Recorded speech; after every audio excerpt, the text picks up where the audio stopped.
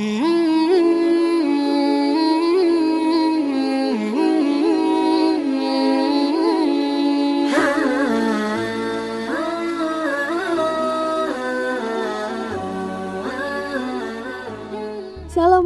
warahmatullahi wabarakatuh. Di kesempatan kali ini saya akan bawakan kisah yang berjudul Nabi Syuaib dan kaum Madyan. Nabi Syuaib alaihi salam adalah nabi yang mendapatkan julukan Khatib al-Anbiya. Ia diutus untuk menyadarkan kaum Madyan yang terkenal dengan kecurangan dalam berdagang. Kisah Nabi Syuaib alaihi salam diceritakan dalam Al-Quran pada surat Al-A'raf dan surat Hud. Kisah tersebut memberikan peringatan kepada umat Islam untuk senantiasa jujur dalam melakukan jual beli. Perjalanan Nabi Syuaib alaihi salam untuk menyadarkan kaum Madyan penuh dengan rintangan. Bahkan ia diancam untuk disingkirkan dari kaumnya. Dikutip dari buku Kisah Para Nabi karangan Ibnu Katsir, penduduk Madyan merupakan orang-orang yang kukuh dalam kekufuran. Dalam berbagai riwayat menyebutkan kaum Madyan adalah kaum yang suka menumpuk harta dan curang dalam timbangan dagang. Mereka kerap kali mengurangi timbangan bahkan mengganti dengan barang yang palsu. Kaum Madyan juga tidak mempercayai adanya Allah Subhanahu wa Ta'ala. Hal itulah yang menyebabkan diutusnya Nabi Syuaib untuk menyadarkan kaumnya. Nabi Syuaib juga merupakan penduduk dari Madyan. Allah Subhanahu wa Ta'ala berfirman dalam Quran surat Al-A'raf ayat 85 yang artinya, dan kami telah mengutus kepada penduduk Madyan saudara mereka Syuaib. Ia berkata, hai kaumku, sembahlah Allah, sekali-kali tidak ada Tuhan bagimu selainnya. Sesungguhnya telah datang kepadamu bukti yang nyata dari Tuhanmu. Maka sempurnakanlah takaran dan timbangan, dan janganlah kamu kurangkan bagi manusia barang-barang takaran dan timbangannya. Dan janganlah kamu membuat kerusakan di muka bumi sesudah Tuhan memperbaikinya. Yang demikian itu lebih baik bagimu jika betul-betul kamu orang-orang yang beriman. Nabi Syuaib mengingatkan kaum Madyan untuk tidak menghalangi orang-orang yang ingin ikut ke jalan Allah Subhanahu wa Ta'ala.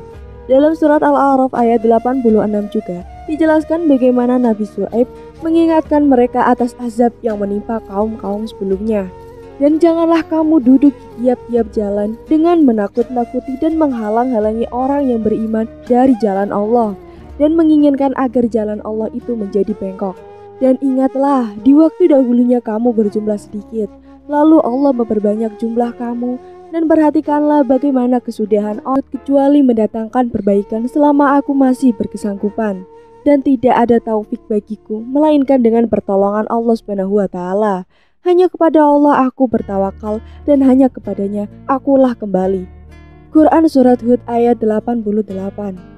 Hingga suatu ketika kaum Madyan mengancam akan menyingkirkan Nabi Syuaib.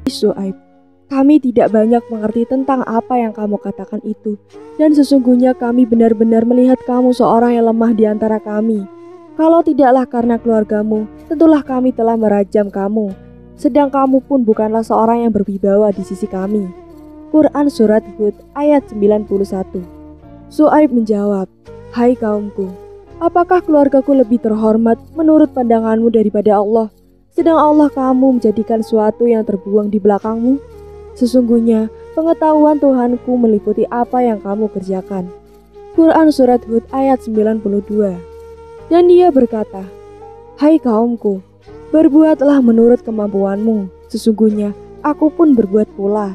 Kelak kamu akan mengetahui siapa yang akan ditimpa azab yang menghinakannya dan siapa yang berdusta. Dan tunggulah azab Tuhan. Sesungguhnya aku pun menunggu bersama kamu. Quran surat Hud ayat 92. Kaum Madyan tetap tidak menghiraukan perkataan dan peringatan dari Nabi Syuaib. Hingga akhirnya Allah Subhanahu wa Ta'ala mendatangkan azab sebagaimana yang ditimpakan untuk kaum sebelumnya.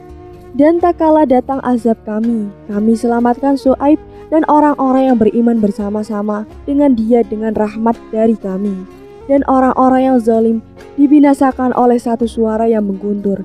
Lalu jadilah mereka mati bergelimpang di rumahnya. Quran surat Hud ayat 94. Nabi Syuaib juga mendapati julukan sebagai Khatib al-Anbiya. Nabi Syuaib pandai dalam menyampaikan pesan. Ia membalas setiap perkataan kaum Madyan dengan kata-kata yang halus. sebagaimana yang terdapat dalam surat Hud ayat 88. Syuaib berkata, "Hai kaumku, bagaimana pikiranmu jika aku mempunyai bukti yang nyata dari Tuhanku dan dianugerahinya aku dari para rezekinya yang baik? Patutlah aku menyalahi perintahnya, dan aku tidak berkehendak menyalahi kamu dengan mengerjakan apa yang aku larang.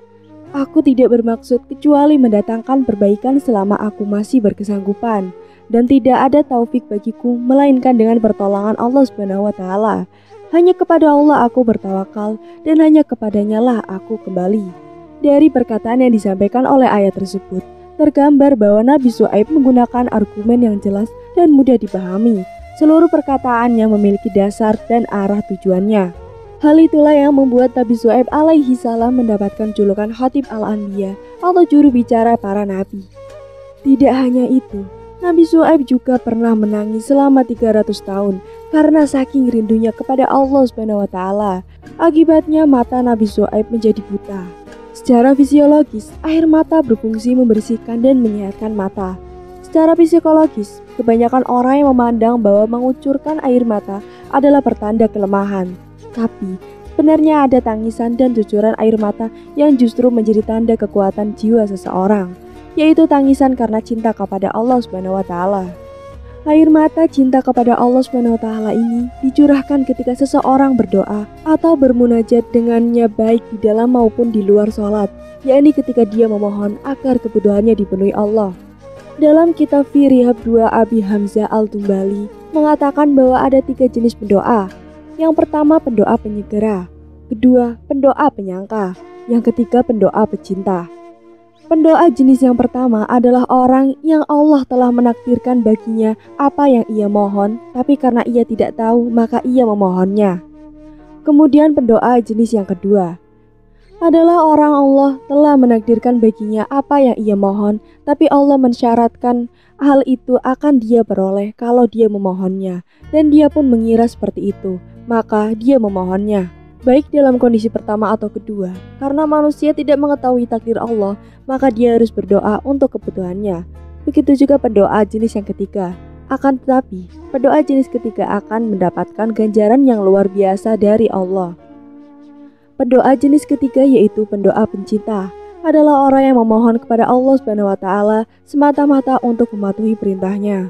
Allah yang Maha Kaya, yang gudang kekayaannya tiada batasnya, Dia suka melihat hambanya memohon dan menghinakan diri di hadapannya. Doa akan menjadi media untuk mencurahkan cinta kepada Allah Subhanahu wa Ta'ala ketika seseorang sadar bahwa Allah tidak membutuhkan doa dan menghambat dirinya. Dia juga sadar bahwa dirinya tidak memiliki daya dan kuasa apa-apa. Bahkan, keberadaan dirinya pun bukan miliknya. Syariat memperbolehkan manusia untuk memohon apa saja kepada Allah. Dia boleh memohon kebutuhan dirinya sendiri atau orang lain, kebutuhan yang sepele atau yang penting, kebutuhan fisik atau spiritual, kebutuhan duniawi atau ukhrawi. Namun, bagi bantumu. Kisah Nabi Musa alaihissalam menjadi pembantu Nabi Syuaib alaihissalam dapat kita baca di Al-Quran surat Al-Qasas ayat 21-29. Berdasarkan teladan dari Nabi Syuaib alaihissalam, maka tercurah air mata dari manusia yang serba butuh di hadapan Zat channel ini agar tak ketinggalan cerita menarik lainnya. Wassalamualaikum warahmatullahi wabarakatuh.